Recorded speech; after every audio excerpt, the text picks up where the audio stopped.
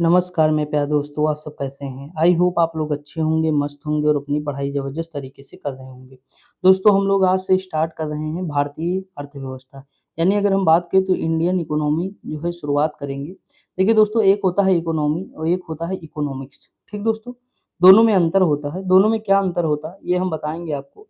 Difference देखिए छोटा-सा होता है, छोटा-सा डिफ़रेंस ये होता है कि जो इकोनॉमी होती है वो किसी देश की होती है। जैसे इंडियन इकोनॉमी, यूएसए इकोनॉमी तो मतलब ह हर देश की इकोनॉमी होती है दोस्तों। जबकि इकोनॉमिक्स क्या होता है तो उसमें सिद्धांत दिए होते हैं। जैसे पॉलिटिक्स और पॉलिटी वैसे ही होता है इकोनॉमी और इकोनॉमिक्स। ठीक दोस्तों? तो थोड़ा-सा अंतर है मतलब ये एप्लाइड रूप है उसका यानी व्यावहारिक रूप है। जैसे हम इकोनॉमी पढ़ते हैं तो उसका अप्लाई जो उसे करते हैं वो कहाँ करते हैं तो इकोनॉमी में करते हैं। इकोनॉमिक्स पढ़ के वहाँ हम सिद्धांत पढ़ते हैं जैसे कीन्स का सिद्धांत है, इस तरह जो है कीन्स के हैं, एडम स्मिथ के हैं, तो इनके सबके सिद्धांत पढ़ते हैं इकोनॉमिक्स में और उन्हें अप्लाई हम कहाँ करते हैं तो इकोनॉमी में करते हैं, जैसे भारतीय अर्थव्यवस्था, समझ में आया कि नहीं? तो अर्थव्यवस्था किसी देश की होती है दोस्तों और जबकि इकोनॉमिक्स जो होती है यानी अर्थशास्त्र होता है, वो सारे विश्व में लागू होता है वही चीज़ें, समझ में आया कि नहीं? तो ये सारी चीज़ें होती हैं, छोटी-सी है, ऐसे समझ में आनी चाहिए आप लोगों को। और देखिए दोस्तों इसकी प्लेलिस्ट बनी हुई है, आप लोग ज़रूर देखिए जीएस पॉइंटर की प्लेलिस्ट। मैंने एंशिएंट हिस्ट्री करा दी है आपकी, मॉडर्न करा दी है, मिडवल करा दी है, तीनों ये आपकी हो गई है। फिर वो इंडियन ज्योग्राफी कराई, वर्ल्ड ज्योग्राफी कराई, 2 ये हो गई है। उसके बाद फिर यूपी स्पेशल मैंने कराया है, पॉलिटी मैंने पूरी कंप्लीट करा दी है। तो इतनी सारी चीज़ें हो गई हैं। आज हम देखेंगे दोस्तों भारतीय अर्थव्यवस्था, ठीक? तो शुरुआत करते हैं दोस्तों राष्ट्रीय आय से। पहला टॉपिक क्या है हमारा? राष्ट्रीय आय है दोस्तों, तो ध्यान से देखेंगे हम लोग और थोड़ा ध्यान से पढ़ते रहिए, ठीक दोस्तों? देखिए इसमें पहला क्वेश्चन दोस्तों क्या दिया हुआ है तो पहला क्वेश्चन दिया है कि प्राथमिक घाटा को मापा जाता है तो राजकोषीय घाटा व ब्याज भुगतान से। अगला है भारत में वर्तमान राष्ट्रीय आय की गणना का आधार वर्ष क्या है। मोस्ट इंपोर्टेंट क्वेश्चन है 2011-12 है दोस्तों, कई बार पूछा गया है। ठीक दोस्तों, आगे बढ़ें। अगला क्वेश्चन दिया है भारत की राष्ट्रीय आय का सबसे बड़ा स्रोत क्या है दोस्तों, तो ये है सेवा जो है क्षेत्र है हमारा, ये तृतीय सेक्टर है दोस्तों। अगला दिया है यूएनडीपी यानी यूएनडीपी यानी यूनाइटेड नेशन डेवलपमेंट प्रोग्राम, संयुक्त राष्ट्र विकास कार्यक्रम ने निर्धनता की निम्नलिखित श्रेणी की पहचान की है। यह श्रेणी है तो आय निर्धनता है और मानव निर्धनता है। ठीक दोस्तों, अगला क्वेश्चन दिया है भारत सरकार की न्यूनतम आय का स्रोत है सीमा शुल्क।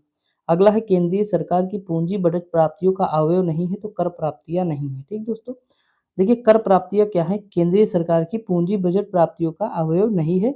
याद रखिए ऐसे सिंपल क्वेश्चन आ जाएगा तो आप कंफ्यूज हो जाएंगे। अगला दिया है आर्थिक क्रिया नहीं है तो स्वैच्छिक समाज सेवा, ये आर्थिक क्रिया नहीं है। दोस्तों देखिए मैं सारी चीजें डिटेल में अगर बताने लगा ना तो ये वीडियो कभी कंप्लीट ही नहीं हो पाएगी, मैं सब्जेक्ट भी जल्दी कंप्लीट ही नहीं कर सकता हूँ। यूपी स्पेशल आपने देखा हो लगभग 1100 क्वेश्चन मैंने 53-54 मिनट में कराए। क्यों? क्योंकि उसमें मुझे ज़्यादा कुछ बताना नहीं था, इसीलिए थोड़ा स्पीड में हो गया दोस्तों। तो ये सारी चीज़ें होती हैं कि जब आप बार-बार पढ़े प्रैक्टिस कहीं भी पढ़े होंगे दोस्तों, ऐसा नहीं कि नहीं पढ़े। मेरा काम है प्रैक्टिस कराना तो मैं वही प्रैक्टिस कराता हूँ आपकी डेली। तो ये सारी चीज़ें हैं ना दोस्तों। अगला क्वेश्चन वर्ष 1998 और 99 के लिए सकल घरेलू उत्पाद की अपेक्षित वार्षिक दर कितनी थी? 6.5% थी। एग्जाम में क्वेश्चन आया है पीसीएस में अगर तो हर एग्जाम में आ सकता है, ठीक। अगला है नवम पंचवर्षीय योजना यानी नौवीं पंचवर्षीय योजना के मसौदे के अनुसार सकल घरेलू उत्पाद यानी जीडीपी की वृद्धि दर कितनी थी तो 7% थी दोस्तों। अगला दिया भारत में सकल राष्ट्रीय उत्पाद की वृद्धि दर 1995-96 में कितनी थी तो 7.5%। दोस्तों देखिए बच्चा कितना याद करे यार, देखिए 98, 99 की पूछ रहे हैं, उसके बाद फिर 9वीं पंचवर्षीय योजना पूछ रहे हैं, फिर जो है 95, 96 की पूछ रहे हैं ना, तो सोच के देखिए कितना याद करे कोई। तो लेकिन अब क्या ही करें, थोड़ा बहुत माइंड में रहेगा तो ठीक है, नहीं कोई बात ही नहीं। भारत में वर्ष 2008-9 में सकल घरेलू उत्पाद की समृद्धि दर कितनी थी तो 6.7% थी। अगला क्वेश्चन है एशियाई विकास रिपोर्ट 2004 के अनुसार वर्ष 2005 में भारत की समृद्धि दर होगी तो 6.9% होगी, ठीक। एशियाई विकास रिपोर्ट के अनुसार 2019 में 5.1% थी। जरूरी नहीं है ये याद करना, ठीक, पुराना हो गया है। 2005-6 के दौरान भारत के सकल घरेलू उत्पादन में वृद्धि हुई तो कितनी हुई तो 8.4% हुई दोस्तों। जनवरी 2020 नहीं इम्पोर्टेंट ही नहीं है, हम जितना पुराना डाटा है उसे भूलते चले जाएंगे इसमें, ठीक, यही पॉजिटिव बात है दोस्तों। जून 2014 में उपलब्ध, तो ये देखिए ये कोई इम्पोर्टेंट नहीं, देखिए यहाँ पे मैं आपको दिखा दूँ 14 का क्वेश्चन है, ठीक, पूछेगा नहीं, इसलिए मैं काटता चल रहा हूँ, ये आज ही हम कंप्लीट कर देंगे इंडियन इकोनॉमी। जो चीज़ें इंपॉर्टेंट होंगी सारी बताएंगे, जो चीज़ें नहीं इंपॉर्टेंट होंगी उसे मैं काट दूंगा। ठीक, तो ये मैराथन ही है समझ लीजिए। यहाँ लिखा है भारत की राष्ट्रीय आय अनुमानित होती है तो केंद्रीय सांख्यिकी संगठन मोस्ट इम्पोर्टेंट याद रखेंगे। अगला क्वेश्चन दिया हुआ है कि प्रति व्यक्ति चालू कीमतों पर आय 2004-5 में सबसे कम थी, तो बिहार में दोस्तों कम थी और आज भी बिहार में कम है। ठीक, 2022-23 में सर्वाधिक प्रति व्यक्ति आय गोवा की है दोस्तों, लगभग 5 लाख रुपए जो है एक व्यक्ति की है, जबकि न्यूनतम आय बिहार की ही है 47,000 के आसपास। तो ये आज भी मतलब कारगर है, तो याद कर लेंगे। अगला दिया प्रति व्यक्ति आय सबसे अधिक है तो गोवा की है, सबसे कम है तो बिहार की है। अगला है भारत सरकार द्वारा मार्च 2011 में प्रस्तावित विज्ञापित के अनुसार यहाँ मतलब गोवा की ही सबसे ज्यादा आय है दोस्तों। किसी देश की आर्थिक वृद्धि की सर्वाधिक उपयुक्त माप क्या है, तो प्रति व्यक्ति उत्पाद दोस्तों। अगला दिया है हिंदू समृद्धि दर का संबंध है, तो यह है सकल राष्ट्रीय उत्पाद से। अगला भारत में हिंदू समृद्धि दर संबंधित है तो राष्ट्रीय आय से। दोनों को क्वेश्चन इतने ज्यादा इंपॉर्टेंट है, महा इंपॉर्टेंट है, समझ लीजिए, वेरी वेरी इंपॉर्टेंट। देखिए लिखा है, क्या लिखा है कि इस समय 2015 से भारत की आय के अनुमान है, तो आधार वर्ष क्या है, तो 2011-12 है दोस्तों, ये याद रखना इंपॉर्टेंट है। बीते हुए 90 के बीते हुए 90 के दशक में राष्ट्रीय सकल राष्ट्रीय उत्पाद की जो है अधिकतम दर कितनी है, तो 1996-97 है। अगला इस समय भारत की राष्ट्रीय आय में कृषि का योगदान लगभग दोस्तों कितना है, 16% के आसपास है 2018-19। अगला है 2006-7 में भारत की जीडीपी में उद्योग का अंश था, तो कितना था, तो 25 से 30% के बीच था। ठीक दोस्तों, 2006-7 पूछा है, लेकिन देखिए यहाँ 18-19 दिया है, पेपर पूछा है 2006 का है, तो 18-19 का याद रखेंगे जो डाटा दिया है, बाकी भूल जाइए आप। अगला दिया है भारत के सकल घरेलू उत्पाद में 2010-11 में कृषि और समृद्धि क्षेत्र का योगदान कितना है, तो लगभग 15% है दोस्तों। अगला दिया है 2006-7 में भारत में बचत अनुमान है, तो जीडीपी के 32% के ऊपर है, और यहाँ कितना है, तो 30% है 2018-19। देखिए दोस्तों, हमें 18-19 का याद रखना है, बस ये नहीं याद रखना, ठीक है। अगला दिया है भारत में कर राष्ट्रीय उत्पाद अनुपात है लगभग, तो कितना 10% है। अगला है कि भारत में बजट सर्वाधिक योगदान है, तो घरेलू क्षेत्र बचत का सर्वाधिक योगदान है, तो घरेलू क्षेत्र में सर्वाधिक बचत होता है। ठीक दोस्तों, देखिए दोस्तों, मेरा पेन खराब हो गया है तो मुझे हाथ से थोड़ा करना पड़ रहा है, तो उसके लिए क्षमा चाहता हूँ, थोड़ा मैनेज कर लीजिएगा। पेन आज लूंगा ना जाके। भारत में राष्ट्रीय और राज्य क्षेत्र पर निर्धनता के अनुमानों के लिए केंद्रक अभिकरण नोडल एजेंसी कौन सी है, तो योजना आयोग है, वर्तमान नीति आयोग नोडल एजेंसी है। आयकर अधिनियम की धारा 88 के अंतर्गत कर छूटों की समाप्ति करने की अनुशंसा की है, तो केलकर कमेटी ने। भारत में राष्ट्रीय आय का प्रथम मापन किया गया है दादा भाई नौरोजी द्वारा। अगला आर्थिक नियोजन के युग में आरंभ से भारत की सकल राष्ट्रीय आय में कृषि क्षेत्र हिस्सा है, तो पहले बढ़ा फिर कम हुआ। ठीक, तो सही बात है, पहले अधिक था कृषि का क्षेत्र, मतलब अब जो है दोस्तों कम हो रहा धीरे धीरे ना। अगला है मार्केट कैप का परिमाण उसके जीडीपी से अधिक है, तो यूएसए की। अगला दिया है जीएनपी यानी राष्ट्रीय सकल राष्ट्रीय उत्पाद में श्रम की भागीदारी कम है, तो कीमतों की तुलना में मजदूरी कम है। अगला है राष्ट्र की संपदा में शामिल नहीं किया जाता है, तो मुद्रा पूर्ति। अगला यदि दी हुई यदि एक दी हुई समावधि में कीमतें तथा मौद्रिक आय दोनों दुगनी हो जाए, तो वास्तविक आय क्या होगी, अपरिवर्तित रहेगी दोस्तों, याद रखेंगे। अगला क्वेश्चन है भारत में 2009-10 में स्वास्थ्य पर लोक व्यय व जीडीपी के प्रति व्यक्ति के रूप में थी, तो ये कब थी, 2009-10 की हमें नहीं याद करना है, 2022-21 22-23 की याद रखना। 2.1% जो है जीडीपी का हम खर्च कर रहे हैं किस पे, स्वास्थ्य पर दोस्तों, कम है हमारे देश में।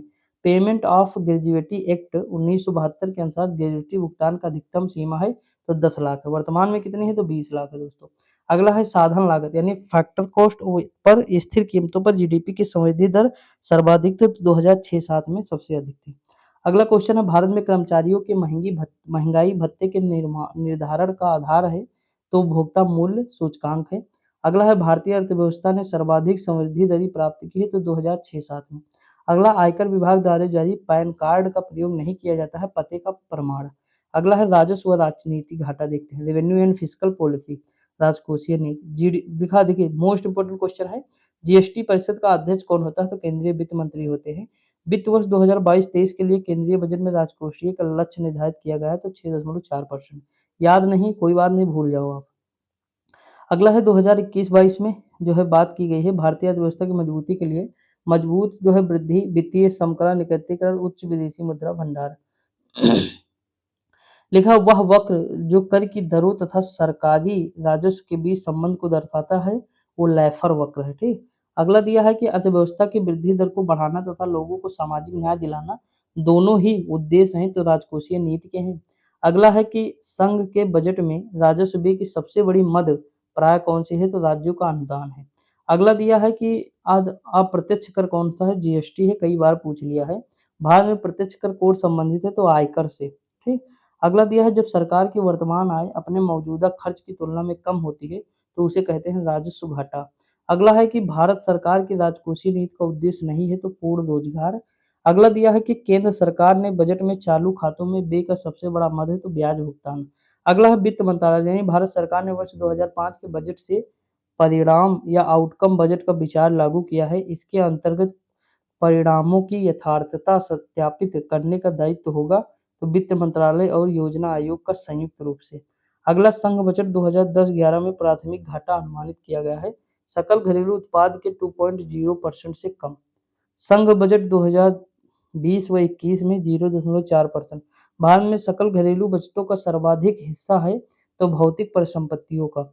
अगला है लेखानुदान संघ सरकार को अनुमानित प्रदान करता है तो निश्चित अवधि के लिए भारतीय संचित निधि से धन निकालने के लिए। अगला है भारत में दीर्घकालीन राजकोषीय नीति की घोषणा की गई है तो कौन बीपी सिंह द्वारा। मुद्रास्फीति की दरें निर्धारित मतलब मुद्रास्फीति की दरें जो है आधारित होती है तो थोक मूल्य सूचकांक पर।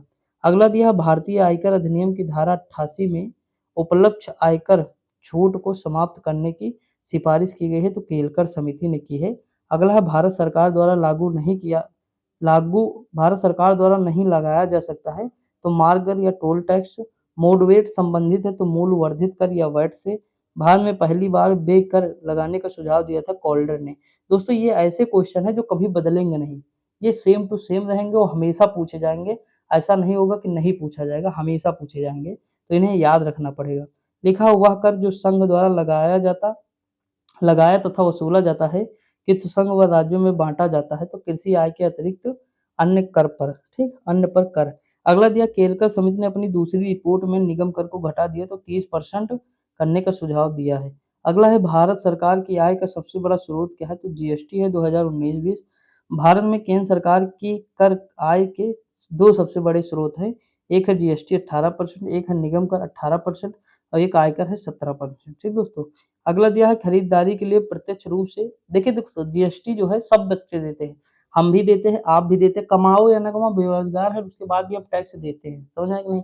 जो भी सामान हम खरीदते हैं उसमें देखो जीएसटी लिखा रहता है, हर चीज में जीएसटी लगी हुई, बिस्कुट से लेकर कंफर्ट टॉफी चाहे जो हो, मोबाइल हो, हर चीज में जीएसटी है दोस्तों। हम पढ़ाई करते हैं उसमें भी जीएसटी है। तो सोच लीजिए हम जीएसटी नहीं देते, देते हैं दोस्तों, कर हम भी देते हैं। लेकिन राजनेता सब अपना बैंक बैलेंस करते हैं, वो हमारे नेता अपना बढ़ा रहे हैं, बस अपना मतलब उनका जो है उनके घर बढ़ रहे हैं, एक से फ्लैट दो तीन चार, हवाई जहाज से अपना चलेंगे, जमीन में पैर नहीं रखेंगे। हम लोग दर दर की ठोकरें खाएं, उनसे कोई लेना देना नहीं है। वो अपना अपने बच्चों का बस यही है कि अपना फ्यूचर देखते हैं। जब वोट मांगने आते हैं तो दुनिया भर की बातें बताएंगे, लेकिन जो है सिर्फ अपना फायदा। ठीक। तो ये सारी चीजें होती हैं, राजनेताओं पर भरोसा नहीं करने का, मैं तो नहीं करता हूँ। ठीक, देखिए यहाँ लिखा अप्रत्यक्ष कर की अगर हम बात करें दोस्तों बिक्री कर। दोस्तों जब हम टैक्स देते हैं तो पैसा क्या होता है, आज देखो 20 जो है पटरी से 20 बोगी जो है ट्रेन से जो है उतर गई है, मतलब पटरी से ट्रेन उतर गई है 20 बोगी। सोच लीजिए कि 20 बोगी जो है पटरी से उतर गई है, तो मतलब ये तो कहो चलो पता चल रहा है कि कोई मतलब किसी की डेथ नहीं हुई, अच्छी बात है दोस्तों। और वो ट्रेन उतरी है साबरमती जिससे मैं बनारस से आ रहा था अपने यहाँ, तो बनारस से मैं अभी आया हूँ, ज्यादा दिन है वो 5-6 दिन पहले आया हूँ। सोच लीजिए मतलब, तो ये सारी चीजें हैं कि मतलब क्या ही कहें यार। और हमको लगता है बहुत सारे हादसे हो गए हैं एक महीने में, कम से कम 12 से 15 हो गए हैं। चलो जो भी है दोस्तों, क्या ही किया जाए यार, हर तरह से तो समस्याएं हैं, ना महिलाओं की आज़ादी है ना कुछ है, सारी समस्याएं हैं ना। अगला केंद्र सरकार नहीं लगाती है तो मनोरंजन कर या राज्य कर। अप्रत्यक्ष कर तो बता ही दिया बिक्री कर है। अगला प्रत्यक्ष कर है तो आयकर है दोस्तों। अगला वैट लगाया जाता है तो उत्पादन तथा अंतिम विक्रय के मध्य सभी चरणों पर। अगला दिया वर्ष 2009-10 में संघ सरकार के कर आय का सर्वप्रमुख साधन रहा है तो निगम कर या कारपोरेशन टैक्स। वर्तमान में जीएसटी 33% दोस्तों। आगे बढ़ जाए। अगला है 33वें वित्त आयोग की संस्तुतियों के अंतर्गत राज्यों की भागीदारी केंद्रीय करों में न्यूनतम होगी तो 32%। वर्तमान में अगर हम बात करें तो 14वें जो है वित्त आयोग है, 42% हिस्सेदारी किसकी होगी तो राज्य की होगी ठीक। उसके बाद अगर हम बात करें तो कितना बचा फिर 42 के बाद 58% बचा ना, तो 58% केंद्र को मिलेगा और 42% राज्य को मिलेगा। जितना मतलब टैक्स इकट्ठा होगा उसका। अगला है भारत में कृषि आयकर लगाया जाता है तो राज्य सरकारों द्वारा। वर्ष 2009-10 में संघ सरकार के कर आय का सर्वप्रमुख साधन है तो निगम कर है। यह जीएसटी निगम कर 2000 राज्य सरकार द्वारा नहीं लगाया जाता तो निगम कर राज्य सरकार नहीं लगाती, केंद्र सरकार लगाती है। आयकर छूट नहीं है तो यूनिट लिंक्ड इंश्योरेंस योजना पर सेनवैट क्या है? सेनवैट का संबंध है केंद्रीय उत्पाद शुल्क से। अगला केंद्र को वर्ष 2007-8 में सर्वाधिक आय प्राप्त हुई तो निगम कर से, वर्तमान जीएसटी से प्राप्त हो गई। देखिए पहले जीएसटी नहीं था तो निगम कर से प्राप्त होता था, लेकिन फिर जीएसटी आया तो जीएसटी और निगम कर बराबर हो गया, लेकिन अब जीएसटी सबसे आगे निकल गया है। ठीक। अगला है निगम क्षेत्र की आय किससे संबंधित नहीं तो सामूहिक अतिरिक्त लाभ कर। केंद्रीय संघीय सरकार के लिए होती है तो सीमा शुल्क निगम कर। आगम का सबसे बड़ा स्रोत है तो जीएसटी है। अगला दिया है एक कर समूह जो केंद्र सरकार द्वारा एकत्र किए जाते हैं और राज्यों के साथ बांटा जाता है, वो है उत्पाद कर, आय पर उपकर, तटकर। प्राथमिक मूल्यों पर भारत की सकल राष्ट्रीय उत्पाद से सर्वाधिक अनुपात है तो राजकोषीय घाटा का। प्रत्यक्ष कर है तो संपदा कर है। अगला है वह कर जो संघ द्वारा लगाया तथा वसूला जाता है किंतु संघ और राज्यों में बांटा जाता है, तो ये कौन सा है? केंद्र आय के अतिरिक्त मतलब कृषि आय के अतिरिक्त आय पर कर। अगला वर्ष 2013-14 में संघीय सरकार के कर आगम साधनों में सबसे बड़ा स्रोत क्या है तो सामूहिक कर है। वर्तमान में तो जीएसटी है दोस्तों, कुछ भी पूछे सबसे बड़ा कर कहाँ से प्राप्त होता है, जीएसटी बताना है। ठीक है, मैं क्वेश्चन छोड़ दूंगा जीएसटी वाला। अगला स्मार्ट सिटी मिशन में जल तथा मलजल यानी सीवरेज का वित्त पोषण जिस राजस्व से होगा वह है संपत्ति कर। अगला स्वच्छ भारत कार्यक्रम हेतु केंद्र सरकार ने 6 नवंबर 2015 को उपकर लगाया। इस उपकर की दर क्या थी तो 0.50% यानी कर के ऊपर भी कर लगाया दोस्तों। ठीक। किसके लिए? तो भारत, स्वच्छ भारत के लिए। मुझे तो कहीं नजर नहीं आ रहा है। ठीक। बस हाँ मानता हूँ कुछ सिटी है जो थोड़ा मतलब पहले से बेटर हुई, चाहे प्रयागराज हो दोस्तों। पहले जब मतलब 2017-18 या 19 में जाओगे 20 में तो आपको इतनी अच्छी ना दिखती होगी, लेकिन अब जाओगे तो बढ़िया दिखती है, मतलब साफ सुथरा है, ऐसा नहीं है। तो मतलब कुछ है सिटी, लेकिन हर जगह दोस्तों नहीं है।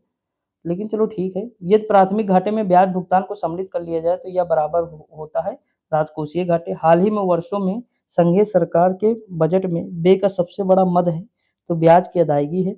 अगला है भारत में संघीय बजटों में सबसे अधिक रकम होती है तो ये होती आगम व्यय यानी रेवेन्यू। अगला आयात एवं निर्यात पर लगाए जाने वाले कर को जाना जाता है तो सीमा कर के नाम से। अगला भारत सरकार के बजट के कुल घाटे में सबसे अधिक योगदान है राजकोषीय घाटा। वर्ष 2000 और 2001 में केंद्रीय बजट में राजकोषीय घाटा स्थिर रखा गया है तो 5.1% और 2022-23 में 6.4%। अगला है 1995-96 केंद्र सरकार की आगम आय में तट कर तथा उत्पाद कर का योगदान है तो 42% दोस्तों। वर्ष 1996-97 के संघीय बजट में राजकोषीय घाटे का लक्ष्य रखा गया है सकल राष्ट्रीय उत्पाद का 5%।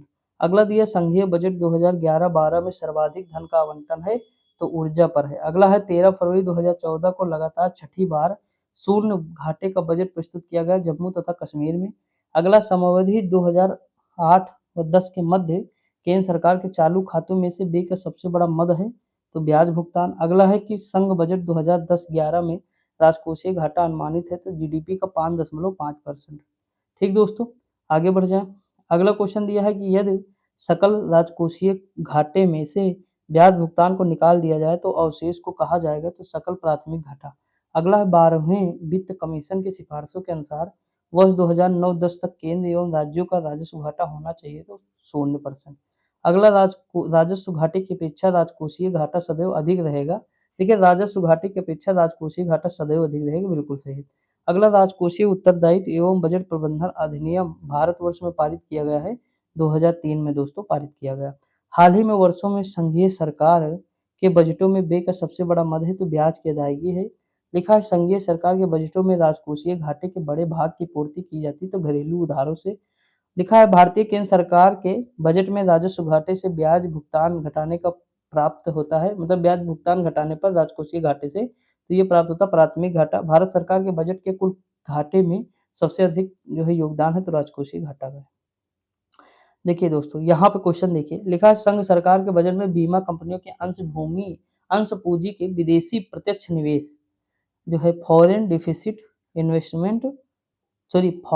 डायरेक्ट इन्वेस्टमेंट एफडीआई की सीमा बढ़ाकर कर दी गई है, तो ये वर्तमान में 74% है। वर्तमान याद रखिए बस। अगला है 14वें वित्त आयोग के अध्यक्ष हैं वाई.वी. रेड्डी और 15वें के कौन, एन.के. सिंह हैं। 12वें वित्त आयोग के जो है 12वें वित्त आयोग जो था उसमें जो है राज्य व केंद्र सरकारों के बीच जो बंटवारा का हिस्सा था 30% था, 14वें में 42% हो गया। ठीक दोस्तों। अगला दिया है वित्त आयोग की सिफारिशों के अनुसार केंद्र सरकार जो है उत्तर प्रदेश सरकार के साथ नहीं बांटती है तो तट कर, भाई तट कर क्यों बांटेगी, तट तो केंद्र सरकार का है ना। अगला है वित्त आयोग का मुख्य कार्य है तो करों का राज्य व केंद्र बंटवारा करना। अगला भारत के 13वें वित्त आयोग के केंद्रीय करों के सृजित आय के राज्यों के मध्य बंटवारे की संस्तुति करते समय सर्वाधिक भार था तो जनसंख्या पर है, 50% था दोस्तों। वित्त आयोग का गठन तो 5 वर्ष के लिए होता है, आर्टिकल 280 है। अगला 13वें वित्त आयोग की समावधि कितनी थी, तो भाई 5 वर्ष का होता है तो 10 से 15 था। अगला 13वें वित्त आयोग द्वारा केंद्रीय कर राजस्व में बांटने की संस्तुति की गई है तो 32% और 14वां में 42%। देखिए कितनी बार आया, कम से कम 3 बार तो हम देख ही चुके हैं, तो ये इंपॉर्टेंट है यानी याद रखना पड़ेगा। देखिए वित्त आयोग मोस्ट इंपॉर्टेंट है। 13वें वित्त आयोग द्वारा प्रस्तावित की केंद्र व राज्यों का संयुक्त ऋण सकल घरेलू उत्पाद अनुपात 2014-15 होना चाहिए 76% दोस्तों, जो कि 2018-19 में कितना था, ये 68% था। अगला है 12वें वित्त आयोग में हिस्सेदारी कितना, तो वही है, रिपीट हो रहा है दोस्तों। ठीक, ये अब इतना इम्पोर्टेंट नहीं है ना पूछेगा। केंद्र और राज्यों के मध्य बंटवारा वित्त आयोग। अगला दिया है यहाँ देखिए, केंद्र सरकार व राज्यों के मध्य आर्थिक संबंधों की विवेचना, आर्टिकल कौन सा है, 268 से 281 के अंतर्गत लिखा है। घाटे की वित्त व्यवस्था में व्यय और राजस्व का अंतर अतिरिक्त कागजी मुद्रा छाप कर बांटते हैं। इस युक्त का उद्देश्य आर्थिक विकास है, परंतु यदि वह विफल हुई तो इससे स्थिति उत्पन्न होगी तो मुद्रास्फीति की होगी। आर्थिक समीक्षा को तैयार करने तथा प्रकाशित करने का दायित्व है तो वित्त मंत्रालय का। अगला है सकल घरेलू उत्पाद के प्रतिशत के रूप में सहायिका जो है का मान सबसे अधिक रहा है तो 2007-8 में, वर्तमान में दोस्तों 8.5%। अगला वर्ष 2009-10 में सेवाएं जो सेवा कर के दायरे में रही हैं जनसंख्या 114। अगला है आयगत लेखे पर संघ सरकार के व्यय का सर्वप्रमुख मद है तो ब्याज भुगतान है दोस्तों। अगला 13वें वित्त आयोग द्वारा यह प्रस्तावित है कि केंद्र एवं राज्यों का संयुक्त ऋण सकल घरेलू उत्पाद। दोस्तों अब इसमें क्या हम ट्रिक नहीं बना सकते, कोई ना, याद नहीं करना, ये 14-15 का है, नहीं याद करना। ठीक, देखिए दोस्तों ट्रिक इसमें बना नहीं सकते ज़्यादा, जहाँ बनाएंगे अभी देखना पंचवर्षीय योजना में बना दूंगा, तो जहाँ मतलब इंपॉर्टेंट है वहाँ बन सकती है। अब हर जगह हम ट्रिक अगर घुसेड़ते रहेंगे बिना मतलब के, क्योंकि ये डाटा है दोस्तों, डाटा में क्या ट्रिक बताएं, आप खुद ही बताएं, हर सेकंड चेंज हो जाएगा ना। जो नहीं चेंज होता जैसे जनसंख्या, तो उसमें तो कोई चलो ट्रिक बन जाती है, लेकिन जहाँ चेंज ही होता रहता है वहाँ क्या ट्रिक बनाएं। पता लगा आज ट्रिक बनी कल चेंज हो जाएगी तो कोई फायदा ही नहीं। सार्वजनिक क्षेत्र की बचतें दोस्तों जरूरत नहीं है। ठीक, अगला है प्राप्तियां, तो ये सबसे देखिए वर्तमान में तो जीएसटी है ना, तो इससे हमें क्या लेना देना। अगला है कि आर्थिक सर्वेक्षण प्रतिशत व संसद में प्रस्तुत की जाती है आगामी वर्ष के बजट के प्रस्तुतिकरण के पूर्व। आलू खाते बता रहा हूँ, चालू खाते में रुपये की पूर्ण परिवर्तनीयता को घोषित किया गया है तो 1994 से। अगला दिया है जिला साख योजना बनाई जाती है तो लीड बैंक के अंतर्गत। अगला है उदारीकरण, निजीकरण, भूमंडलीकरण की नई आर्थिक नीति घोषित की गई है प्रधानमंत्री नरसिंह राव द्वारा। अगला है सेवा कर क्या है तो प्रत्यक्ष कर है। सट्टे द्वारा पूंजी पलायन को रोकने हेतु टैक्स पर्याप्त है तो टोबिन टैक्स दोस्तों। लिखा हुआ कर जो केंद्र सरकार द्वारा लगाए जाते हैं तथा केंद्र और राज्यों में बांटे नहीं जाते हैं वो आयात निर्यात कर है एवं निगम कर है। माडवेट योजना का उद्देश्य क्या है, कच्चे माल के स्तर से लगाकर अंतिम उत्पाद स्तर तक प्रत्येक स्तर पर ड्यूटी से बचाने के लिए। अगला है मुद्रा एवं बैंकिंग, मनी एंड बैंकिंग। अगला वह समिति जो सार्वजनिक बैंकों के समेकन से संबंधित नहीं है, रंगराजन समिति। हस्तांतरण भुगतान के उदाहरण जैसे बेरोजगारी भत्ता है, सामाजिक सुरक्षा भुगतान है और वृद्धावस्था पेंशन है। आगे अगर हम बात करें तो बैंक मुख्यालय, अब दोस्तों तो मोस्ट इंपॉर्टेंट है ये सब। जैसे इंडियन बैंक का मुख्यालय कहाँ है, चेन्नई।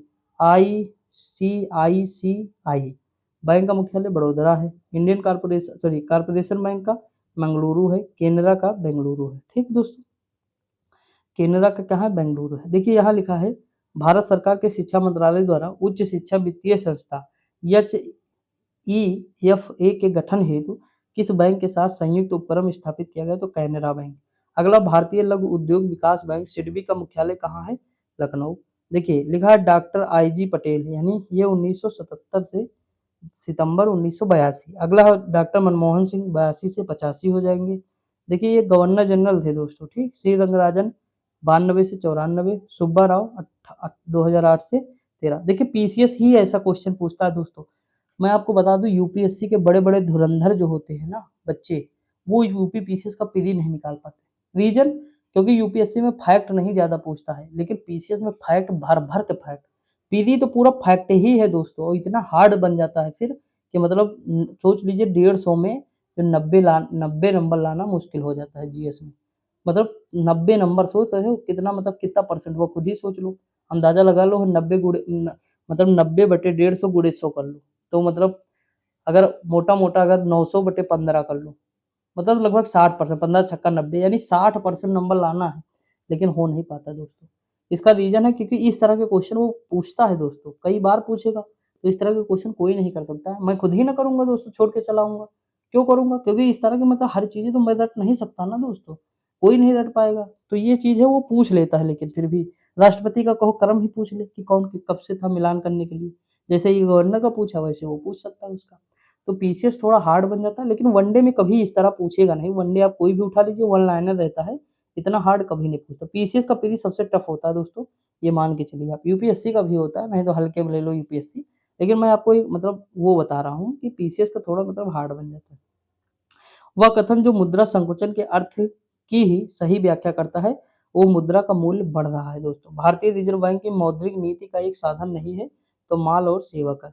अगला दिया है आरबीआई द्वारा बैंकों पर जुलाई 2001 में नियमों के उल्लंघन के लिए जुर्माना लगाया गया, तो 14 बैंकों का। ठीक दोस्तों, आगे बढ़ जाएं। देखिए अगला क्वेश्चन है बैंकों में उपभोक्ता सेवाओं में सुधार का सुझाव देने के लिए गठन किया गया गोईपोरिया समिति। देखिए यहाँ लिखा बैंकों में उपभोक्ता सेवाओं में सुधार का सुझाव दिया गया गोईपोरिया। देखिए इसे गाय की पुरिया थोड़ा उपभोक्ता, थोड़ा मतलब रिलेट कर सकते हो अगर तो कर लो। गाय की पुरिया की मतलब सेवा करनी है, मतलब कुछ भी यार दोस्तों गायब हो गया। देखिए 12वीं वित्त आयोग कौन से श्रीरंगराजन थे। भारत में केंद्रीय मौद्रिक नीति प्राधिकरण है, तो आरबीआई है। सार्वजनिक क्षेत्र का भारतीय बैंक जो इको रैप प्रकाशित करता भारतीय स्टेट बैंक है। अगला दिया है भारतीय रिजर्व बैंक मौद्रिक नीति समिति का बाह्य सदस्य 2021 के नहीं है, तो कौन नहीं है? माइकल देवा देवरात्रा पात्रा, माइकल पात्रा याद रखिए, ये हटा दीजिए। अगला दिया बिसेल मानक संबंधित है बैंकिंग सुधार से। अगला वह संस्थान जिसकी अध्यक्षता किसी महिला ने नहीं की है, तो reserve bank of India RBI. अगला दिया वर्तमान में रुपये की परिवर्तनशीलता का अर्थ है कि रुपया सभी प्रकार के चालू व्यवहारों के लिए विदेशी मुद्रा में परिवर्तनीय है। अगला हाल के वर्षों में भारतीय रुपया मजबूत हुआ है, ये कौन है? डॉलर के मुकाबले वर्तमान में कमजोर हो गया है दोस्तों। पहले था लेकिन अब कमजोर होता जा रहा है। इस समय शायद 84 रुपये है, मतलब $1 में। पहले दोस्तों 70-72 रुपये हुआ करता था, देख लीजिए, गिन नहीं रही वैल्यू। अगर जितना रुपये की वैल्यू बढ़ेगी दोस्तों हमारे देश में, जैसे $1 पहले था 70 रुपये मान लीजिए, लेकिन वर्तमान में कितना हो गया? 84। तो इसका मतलब है कि ये रुपया तो बढ़ रहा है, तो इसका मतलब है डॉलर जो है हमारे देश में कम, मतलब मुद्रा जो है कमजोर हो रहा है, डॉलर सशक्त हो रहा है दोस्तों। समझ आ रहा है कि डॉलर जो है महंगा होता जा रहा है, जबकि जो है रुपया जो है सस्ता होता जा रहा है डॉलर के मुकाबले। अगला है भारत में कागजी मुद्रा प्रथम बार शुरू की गई है, तो 1862 में। अगला दिया एक मौद्रिक नीति का उद्देश्य नहीं, तो विदेशी विनिमय पर स्थिरता। अगला भारत में मुद्रा गुणक को परिभाषित किया गया है, तो बृहद मुद्रा बटे आरक्षित मुद्रा। अगला है भारतवर्ष में सिक्कों की ढलाई होती है, तो मुंबई, कोलकाता, हैदराबाद। अगला है भारत की मुद्रा प्रणाली में दशमलव पद्धति जो शुरू हुई थी, वो 1957। मोस्ट इंपोर्टेंट है, कई बार पूछा गया है। अगला आरबीआई का मुख्यालय कहाँ? तो मुंबई में, पहले कोलकाता में था, बाद में मुंबई शिफ्ट हुआ। रिजर्व बैंक के वह गवर्नर जो वित्त मंत्री बने वो सीडी देशमुख थे। हाल ही में भारत सरकार ने रिजर्व बैंक ऑफ इंडिया की पूंजी को क्रय किया, तो स्टेट बैंक ऑफ इंडिया में लगी। अगला है भारत में विदेशी विनिमय संचय का रखरखाव किया जाता है, तो रिजर्व बैंक ऑफ इंडिया, भारतीय रिजर्व बैंक ऑफ इंडिया या मतलब रिजर्व बैंक ऑफ इंडिया। अगला दिया है कि माल के आयात हेतु विदेशी विनिमय की स्वीकृति देता है, तो आरबीआई देता है। ठीक दोस्तों, देखिए मेरी वीडियो 1.5 पे करके देख लिया करिए, जब समझ में आए तो फिर, नहीं समझ में आए तो 1.25 पे करके देखा करिए नॉर्मल, और क्या। ठीक, जैसे मन कहे आपका देख लिए, लेकिन स्पीड बढ़ा के देखा करेंगे तो एकदम मतलब जो छोटी-छोटी चीज़ें आपको लगेगा ना कि मतलब रुकते हैं, वो रुकना नहीं नज़र आएगा। स्पीड में जब आप पढ़ेंगे तो स्पीड में एक फ्लो बन जाएगा आपका, तो आपको लगेगा सबसे बेस्ट है। स्पीड में पढ़ेंगे तो बेस्ट लगेगा दोस्तों। क्योंकि कोई भी टीचर पढ़ाएगा जब नॉर्मल पढ़ाता है दोस्तों तो रुक-रुक के पढ़ाएगा थोड़ा बहुत, ताकि मतलब जो है ऐसा ना रहे कि मतलब जल्दबाज़ी कर रहे हैं ना। तो जब आप फ्लो में देखेंगे स्पीड जैसे बढ़ाएँगे तो वो फ्लो गैप जो है कम कर देगा। गैप कम कर देगा तो लगेगा एक स्पीड में चल रहा है सब। अगला है भारतीय रिज़र्व बैंक के ओपन मार्केट ऑपरेशन से आशय है तो सिक्योरिटीज़ में व्यापार करना। अगला है गिल्ट यील्ड में विपणन जो है संबंधित है तो भारतीय प्रतिभूतियों के व्यापार से। मौद्रिक नीति का निर्माण भारत में करता है तो आरबीआई करता है। भारतीय रिज़र्व बैंक का कार्य नहीं है तो राजकोषीय घाटे पर नियंत्रण है। अगला है भारतीय रिज़र्व के बैंक के बारे में सही कथन नहीं तो सभी प्रकार की करेंसी नोटों को जारी करता है। ₹1 के नोट ये नहीं जारी करता दोस्तों, तो ये सभी प्रकार लिख जाए तो काट दो। ठीक। अगला भारत में मुद्रा एवं साख का नियंत्रण किया जाता है तो भारतीय रिजर्व बैंक के द्वारा। अगला विदेशी वाणिज्यिक उधारी को नियमित करती है तो आरबीआई करेगी। भारत में ट्रेजरी बिल बेचे जाते हैं आरबीआई द्वारा। भारतीय रिजर्व बैंक द्वारा निर्धारित नहीं किया जाता है पीएसएलआर। अगला जो भारतीय रिजर्व बैंक का कार्य नहीं है तो साख सृजन। अगला है रिजर्व बैंक ऑफ इंडिया द्वारा नोट निर्गम की किस पद्धति का अनुसरण किया जाता है दोस्तों, तो न्यूनतम कोष पद्धति का। ठीक, आगे बढ़े। अगला है भारत में नगद कोष अनुपात में वृद्धि के लिए सत्य कथन है तो यह साख सृजन को कम करता है। अगला है रिजर्व बैंक ऑफ इंडिया के हाल के आकलन के अनुसार 2002 व 3 में विकास दर होगी तो 5 से 5.5%।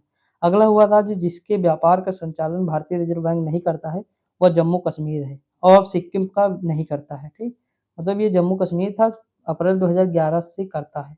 मतलब ये शुरू अब करता है दोस्तों, पहले था लेकिन वो अब कौन नहीं करता, तो सिक्किम का नहीं करता। अगला दिया है भारत में एक के सिक्के कौन जारी करता है तो वित्त मंत्रालय। अगला है भारत में व्यावसायिक बैंकों द्वारा साख सृजन का नियंत्रण है तो भारतीय रिजर्व बैंक। अगला है आरबीआई के खुले बाजार संचालन ओपन मार्केट ऑपरेशन से आशय है तो प्रतिभूतियों का क्रय विक्रय।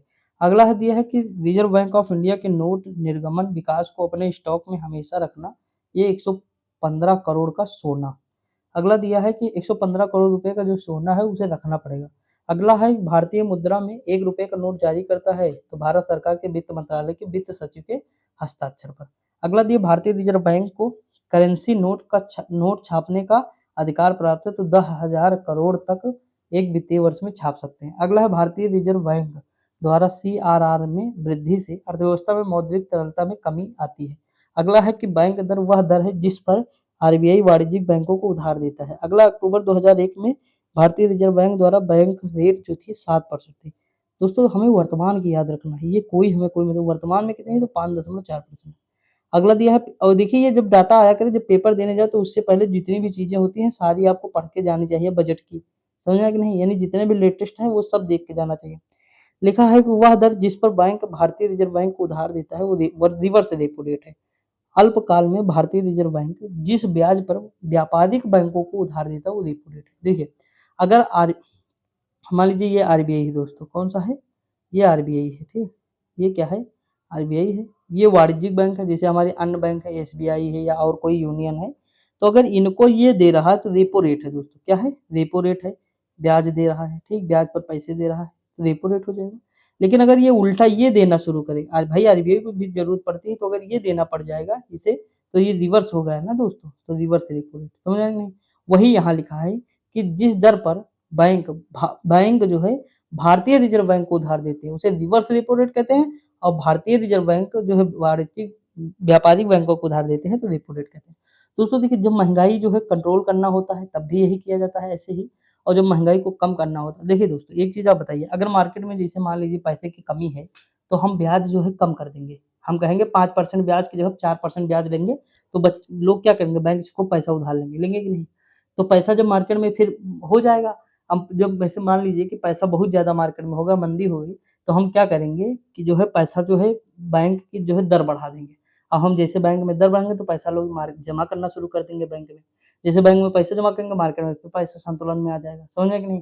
देखिए अपने मन से ना पैसा सरकार नहीं छापती है, अपने मन से आरबीआई कभी पैसा छाप नहीं सकती है। वरना मतलब देश की गरीबी अगर इस तरह दूर करने में लग जाए ना, तो वेनेजुएला की स्थिति हो जाए। वेनेजुएला में देखे थे टमाटर कितने में थे? ₹10,000 किलो थे, फिर भी कोई ले नहीं रहा था। समझ रहे हैं कि नहीं? तो दोस्तों महंगाई को मतलब कंट्रोल करना, महंगाई है या उसके मंदी के रूप में अगर मंदी आ गई तो उसे भी कंट्रोल करना, तो ये सब काम जो है आरबीआई करता है, समझा कि नहीं? जो ये अलग-अलग दर होते हैं उसी की वजह से वो कर पाता है। अगला, बैंकों के अपने पास नकद धनराशि व और कुल परिसंपत्ति के बीच एक अनुपात बनाए रखने पड़ता है, उसे कहते हैं एसएलआर। अगला है एक रेपो दर को नियमित करता है भारतीय रिजर्व बैंक। अगला है विभेदीकृत ब्याज योजना का उद्देश्य रियायती ऋण प्रदान करता है तो समाज के कमजोर वर्ग के लिए। अगला, निजी निवेशकों को प्रोत्साहित करने के लिए सरकार को सस्ते ऋण सुलभ कराने के लिए हाल ही में ब्याज रेट घटाई गई है। अगला देखिए भारतीय रिजर्व बैंक, देखिए ये दोस्तों वर्तमान हमें याद रखना, बस इतना याद रखिए, ठीक, वर्तमान के 5.5%। अगला दिया है वाणिज्यिक बैंकों में गैर निष्पादीय परिसंपत्तियों का अर्थ है कि ऋण जिन पर ब्याज और मुख्य रकम की वसूली नहीं होती। अगला है कृषकों के पास आसानी से पहुंचने के लिए किसान क्लब बनाए जाते हैं। भारतीय स्टेट बैंक ने, भारत सरकार ने 14 बड़े व्यापारिक बैंकों का राष्ट्रीयकरण किया सर्वप्रथम कब? 1969 में। अगला दिया है कि भारत का और छह बैंकों का किया था 1980 में, ठीक, ये याद रखिए, मोस्ट मतलब इतना ज्यादा इंपॉर्टेंट है कि मैं बता नहीं सकता हूँ, ये 14 वाला और 6 वाला। सबसे बड़ा व्यापारिक बैंक है स्टेट बैंक ऑफ इंडिया दोस्तों, एसबीआई। अगला दिया है उत्तर प्रदेश में वर्ष 1971 से व्यापारिक बैंकों का साक्ष्य जमा अनुपात है तो निरंतर बढ़ा है। दोस्तों आप लोग कहें तो खान सर का नोट्स मैं पढ़ा दूं, मतलब बायोलॉजी, फिजिक्स, जियोग्राफी, हिस्ट्री, ये सारी चीजें पढ़ा दूं अगर आप लोग कहें तो। वर्तमान में स्टेट बैंक ऑफ इंडिया को छोड़कर भारत में सार्वजनिक क्षेत्र के बैंक हैं तो 12 हैं दोस्तों, ठीक। आगे बढ़े। अगला है भारत में क्षेत्रीय ग्रामीण बैंकों की स्थापना हुई थी 1975 में हुई थी। अभी हाल ही में स्वाभिमान नाम से एक कार्यक्रम प्रारंभ हुआ, इसका उद्देश्य है, तो इसका उद्देश्य क्या है दोस्तों? तो ग्रामीण निर्धनों के घरों तक बैंकों को पहुंचाना। अगला दिया भारत में व्यापारिक बैंकों को देनदारी के घाटों में सबसे अधिक महत्वपूर्ण है तो कौन सी है? सावधि जमा धनराशि। अगला दिया है भारत में व्यापारिक बैंकों की देनदारियों में सबसे महत्वपूर्ण अंश है तो सावधि जमा। देखिए दोस्तों हिंदी जो है कठिन है, इंग्लिश में ये जब आप पढ़े होंगे तो इंग्लिश, मुझे भी नहीं पता है दोस्तों, ठीक, लेकिन इंग्लिश जो है इंग्लिश होता तो पता चल जाता। अगला है सर्वप्रथम चीन में सब अपनी शाखा खोली तो स्टेट बैंक ऑफ इंडिया ने खोली है।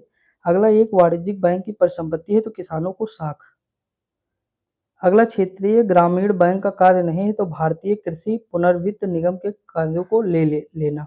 अगला है राष्ट्रीयकृत बैंक नहीं है तो आईसीआईसीआई, ठीक, आईसीआईसीआई। अगला दिया है कि अग्रीड बैंक योजना का जो है प्रारंभ हुआ था 1969 में हुआ था। अगला, लीड बैंक कार्य जो है किया जाता है तो इस कार्य हेतु नामित बैंक द्वारा। अगला है भारत का सार्वजनिक क्षेत्र में सबसे बड़ा वाणिज्यिक बैंक है तो इस भारतीय स्टेट बैंक। अगला दिया है कि सार्वजनिक क्षेत्र का वाणिज्यिक बैंक है तो इंडियन ओवरसीज बैंक है दोस्तों। अगला है भारत में वाणिज्यिक बैंकों का राष्ट्रीयकरण हुआ तो 1969 में हुआ। कितने बैंकों का? तो 14 बैंकों का। अगला दिया है ग्रामीण अवस्थापना विकास कोष का सृजन किया गया है तो नाबार्ड के अधीन। दोस्तों ये फैक्ट है, इसे याद करना ही करना पड़ेगा, ठीक। अगला दिया है भारत में ग्रामीण अवस्थापना विकास कोष कार्यक्रम को क्रियान्वित करने वाली मुख्य संस्था नाबार्ड। देखिए यहाँ पे वही क्वेश्चन, यहाँ पे वही क्वेश्चन है, बस थोड़ा सा लैंग्वेज चेंज कर दिए। अगला दिया है नाबार्ड पुनर्वित्त प्रदान करता है तो कृषि एवं ग्रामीण विकास के लिए। अगला दिया है वर्ष 1995 में 95-96 में स्थापित ग्रामीण अवस्थापना विकास कोष का हिसाब रखता है तो कौन रखता है?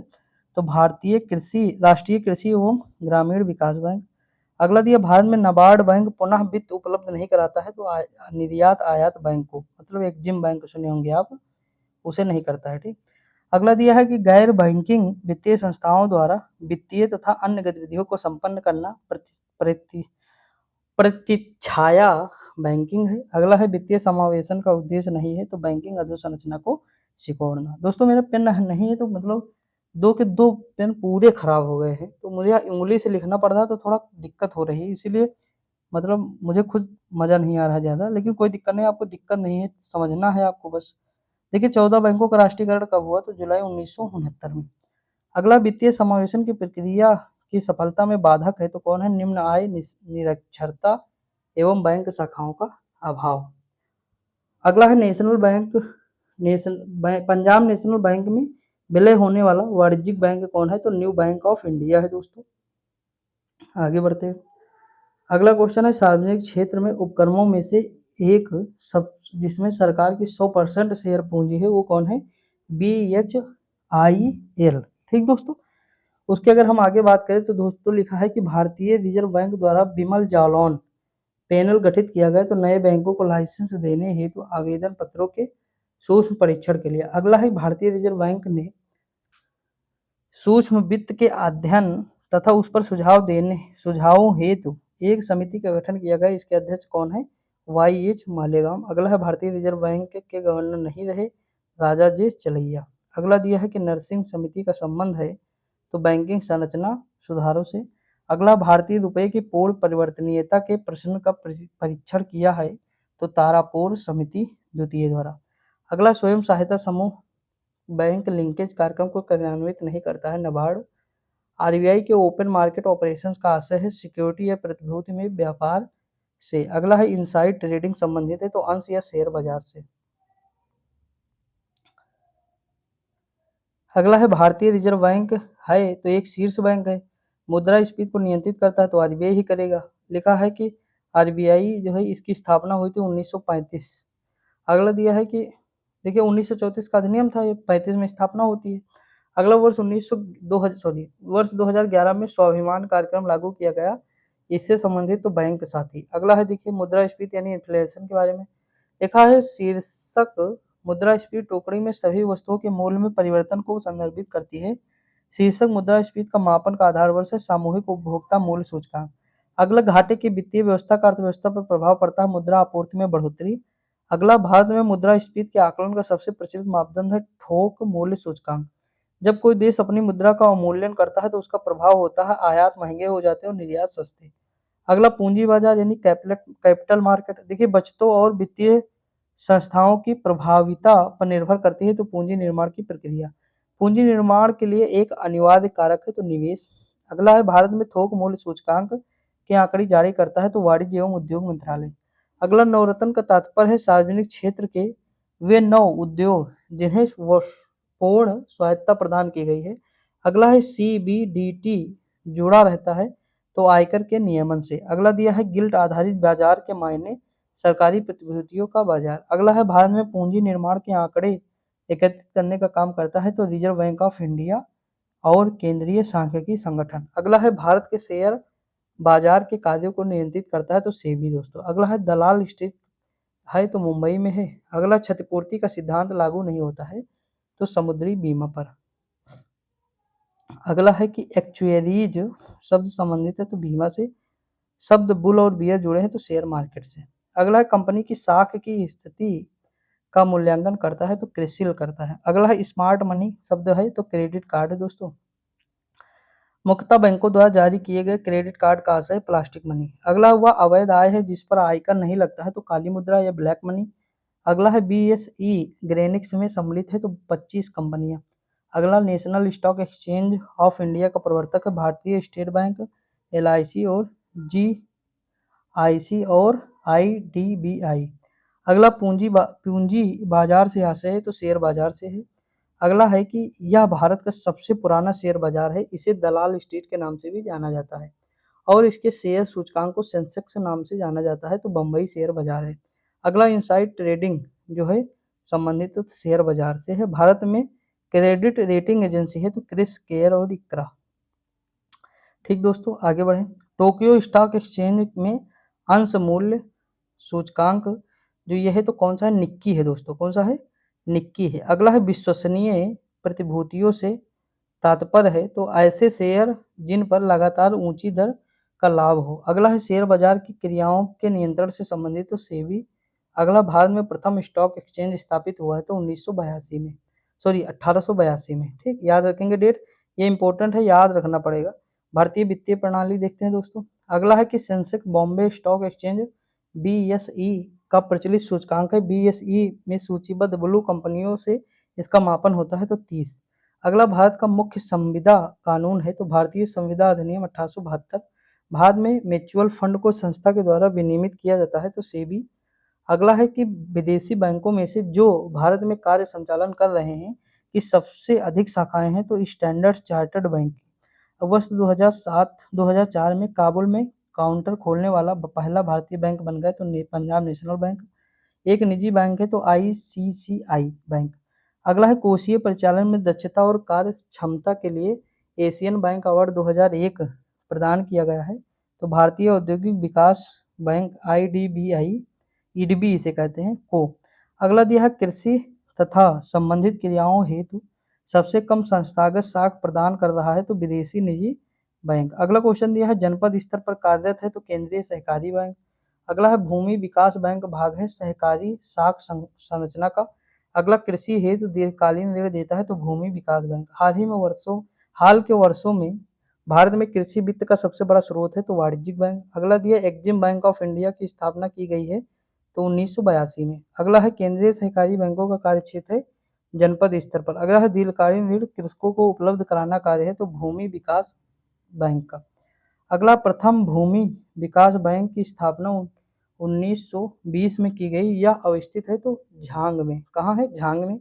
अगला है कृषि साख के क्षेत्र में शीर्षक संस्था है तो नाबार्ड। अगला भारत में आवासीय कीमतों का सूचकांक रेजिडेक्स प्रारंभ किया गया है 2007 में। अगला है कि 31 मार्च 2005 तक इस गैर बैंकिंग वित्तीय संस्था को भारतीय रिजर्व बैंक द्वारा वाणिज्यिक व्यापार खोलने की लाइसेंस दिया है तो आईडीएफसी। अगला है सरकार ने बीमा व्यवसाय के नियमन के लिए गठन किया है तो इंश्योरेंस नियामक एवं विकास प्राधिकरण का। अगला भारत सरकार ने राष्ट्रीय विकलांग वित्त निगम की स्थापना की है तो सामाजिक न्याय एवं अधिकारिता मंत्रालय के अंतर्गत। अवमूल्यन की अगर हम बात करें, भारतीय रुपये का एक ही माह में 2 बार अवमूल्यन किया गया तो 1991 में। अगला भारत में रुपये का अवमूल्यन पहली बार किया गया तो 1949 में। अगला है वह देश अपनी मुद्रा के अवमूल्यन का सहारा लेता है व्यापार से इसको ठीक करने के लिए। ठीक दोस्तों। अगला क्वेश्चन दिया किसान क्रेडिट कार्ड स्कीम से आच्छादित है तो उपभोक्ता साख एवं निवेश साख। अगला है मुद्रा अवमूल्यन का अर्थ है मुद्रा के बाहरी मूल्य में कमी। अगला दिया आर्थिक नियोजन की अगर हम बात करें, वह पंचवर्षीय योजना जिसके दौरान खादी एवं ग्राम उद्योग आयोग का गठन किया गया। द्वितीय पंचवर्षीय योजना आर्थिक विकास का मुख्य कारक नहीं है तो तकनीकी विद एवं नौकरशाह। आगे अगर हम बात करें, प्रथम पंचवर्षीय योजना जो थी वो किसके मॉडल थे? हैराल्ड डोमल मॉडल पर। द्वितीय महालनोबिस है। तीसरे चक्रवर्ती मॉडल है। जो है चौथे तो अशोक रुद्र मॉडल। अगर हम बात करें, निर्धनता को एक सामाजिक समस्या माना गया है जो कि लंदन में निर्धनता पर किए गए एक शोध सर्वेक्षण का परिणाम है। यह शोध के सिद्धार्थी थे तो चार्ल्स बूथ थे। अगला दिया है भारत निर्माण योजना का संगठक नहीं है तो ग्रामीण उद्योग। अगला है भारत में मिश्रित अर्थव्यवस्था की अवधारणा को स्वीकार किया द्वितीय पंचवर्षीय योजना। अगला है कि संसाधनों के उपयोग तथा भविष्य के लिए उनके संरक्षण के आवश्यकताओं को संतुलित करने को कहते हैं सतत विकास। ठीक दोस्तों। भारत में वास्तविक सकल राष्ट्रीय उत्पाद की संचयी वार्षिक वृद्धि दर अधिकतम थी तो समस्त सेवाओं में 11वीं। विजन 2020 प्रपत्र तैयार किया था योजना आयोग द्वारा। लिखा है कि 11वीं पंचवर्षीय योजना में केंद्र राज्य तथा संघ क्षेत्रों द्वारा सबसे अधिक व्यय प्रस्तावित है सामाजिक क्षेत्र पर। 11वीं योजना के प्रारूप प्रपत्र के अनुसार लक्षित समृद्धि दर के प्राप्त होने तथा जनसंख्या के 1.5% वार्षिक वृद्धि होने पर एक औसत भारतीय की वास्तविक आय दुगुनी हो जाएगी 10 वर्षों में। अगला दिया है उत्तर प्रदेश की 11वीं योजना में औद्योगिक विकास की जो दर निश्चित की गई है वह है 10.5%। अगला है 11वीं पंचवर्षीय योजना में सर्वाधिक आवंटन हुआ है तो सामाजिक सेवा का। ठीक, ऊर्जा का कम हुआ। 11वीं पंचवर्षीय योजना में सबसे अधिक रोजगार के अवसर में वृद्धि की आशा की गई है तो निर्माण कार्यों में। अगला 11वीं पंचवर्षीय योजना में आईआईटी यानी भारतीय प्रौद्योगिकी के संस्थान स्थापित किए गए तो 8। 11वीं पंचवर्षीय योजना की अवधि थी 2007 और 12। 11वीं योजना यानी 11वीं पंचवर्षीय योजना के अनुसार कृषि उत्पादन की वृद्धि दर का लक्ष्य था 4%। अगला है योजना आयोग की स्थापना 1950 में। योजना आयोग का अंत प्रधानमंत्री नरेंद्र मोदी के कार्य में 1 जनवरी 2015। ठीक, नीति आयोग आ गया। संविधानेतर संस्था है तो योजना आयोग है दोस्तों। अगला है कि राष्ट्रीय विकास परिषद मुख्यतः संबंधित है तो पंचवर्षीय योजनाओं के अनुमोदन करने से। ठीक, ये वाला टॉपिक कंप्लीट कर लेते हैं दोस्तों। अगला है राष्ट्रीय विकास परिषद गठित की गई है तो 6 अगस्त 1952। मोस्ट इंपोर्टेंट है दोस्तों, ये सारे क्वेश्चन पेट और जैसे एग्जाम में देखे ही जाते हैं हमेशा। लिखा राष्ट्रीय हार्टिकल्चर मिशन आरंभ किया गया 10वीं पंचवर्षीय योजना, आर्थिक विकास की दर सर्वाधिक है 10वीं पंचवर्षीय योजना। ये डाटा नहीं बदलने वाला दोस्तों, हमेशा रहेगा और हमेशा पूछा जाएगा जब तक एग्जाम होंगे, ठीक, सरकारी नौकरी के। अगला है 10वीं पंचवर्षीय योजना की वृद्धि दर का लक्ष्य है 8%। 10वीं पंचवर्षीय योजना के उच्चतम वृद्धि दर का लक्ष्य था संचार में। अगला 10वीं पंचवर्षीय योजना के उच्चतम, देखिए कितनी बार इंपॉर्टेंट नहीं है दोस्तों ये वाली इतना पोर्शन व्यापार के लिए। आगे बढ़ते हैं। अगला है 12वीं पंचवर्षीय योजना के दौरान कृषि, वानिकी एवं मत्स्य पालन की वृद्धि दर अनुमानित है 4%। अगला राष्ट्रीय विकास परिषद द्वारा स्वीकृत 12वीं पंचवर्षीय योजना 2012-17 हेतु प्रस्तावित परिकल्पना पत्र में विकास का निर्दिष्ट लक्ष्य 8%। पिछड़े देशों के रूलिंग प्लान को सुझाव दिया गया जी मॉडल द्वारा। अगला कृषि ने ऋणात्मक विकास प्रदर्शित किया 30वीं पंचवर्षीय योजना में। भारतीय अर्थव्यवस्था का प्रमुख लक्षण है मिश्रित अर्थव्यवस्था। भारत में योजना के आरंभ के किसी भी पंचवर्षीय योजना में अनाच्छादित कुल वर्षों की संख्या है तो 6 है। 20 सूत्रीय आर्थिक कार्यक्रम प्रथम बार आरंभ किया गया 1975 में। भारत में अनवरत योजना कार्यशील है 78 से 79।